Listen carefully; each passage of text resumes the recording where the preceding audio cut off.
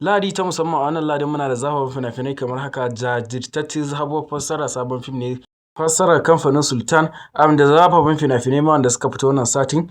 Muna da fitattun fina-finai wannan Lahadin, ranar Lahadi. To ku biyo mu daga farko wannan bidiyo zuwa ƙarshe domin ku san wasu fina-finai suka fita a wannan sati. Kuma za mu gwada muku yadda za ku sauke su kai tsaye da zarar an saki fim za ka same shi. Da tsarin da idan ka bi ko da yaushe za ka sami fim a ko ina kake, a duk inda kake.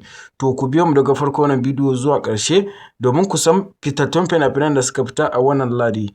Wannan Lahadin akwai zafafan fina-finai. To masu kallon Indian Hausa fim na faɗin duniya a ko ina kake, a duk inda kake. To kana so kana sauke Indian Hausa fim a ko ina ka haɗu da wannan bidiyo, wannan babbar dama ce ta same ka. To ga nan ba nan na je ma ƙasan wannan bidiyo ka ɗauka kai magana kan wasu kai tsaye. Za ma cikakken bayanin da za ka sami Indian Hausa fim, kuma da tsarin da idan ka bi shi za ka sami Indian Hausa fim. Za a ɗora ka wannan tsari.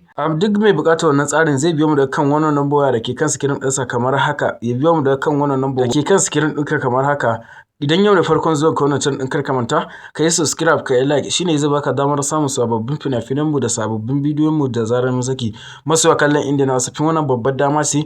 A ɗau number waya da ke kan sikirin ɗinka kamar haka. A biyo mu daga kan WhatsApp domin samun cikakken bayani a game da wannan tsarin, kuma ta yadda za ka samu waɗannan fina-finan da tsarin da za ka bi. To a biyo mu daga kan wannan number waya da ke kan sikirin ɗinka kamar haka.